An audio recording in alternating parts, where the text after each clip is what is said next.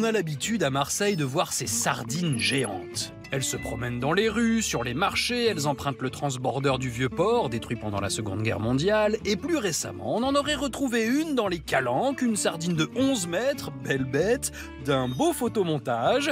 On raconte même que l'un de ces spécimens aurait aussi bouché l'entrée maritime de la ville.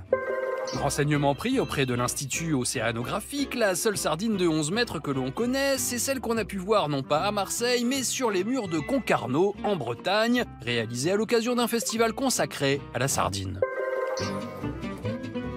À Marseille, pourtant ce n'est pas une légende, l'entrée du port a bel et bien été bouchée. Pas tout à fait par un poisson, mais presque, ce n'est pas Sardine qui a obturé le chenal, mais Sartine. Sartine n'a pas d'arête, pas d'écaille, pas de branchies, mais 3 mâts, une ancre et un gouvernail. Le Sartine, c'est une frégate qui emprunte son nom à Antoine de Sartine, secrétaire d'État à la marine sous Louis XVI.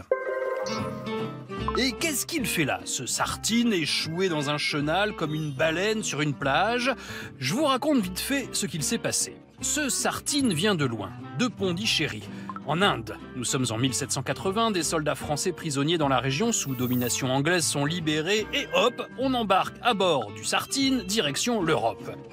Mais par un fâcheux concours de circonstances que l'histoire a du mal à expliquer, le capitaine du bateau est abattu, vraisemblablement par des compatriotes, laissant le navire sans homme capable de le diriger.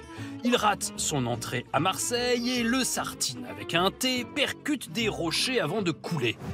Qu'on ne vienne pas ensuite nous raconter qu'à Marseille c'est galéjade et compagnie, à une lettre près, il y a bien Sartine qui a bouché l'entrée du port.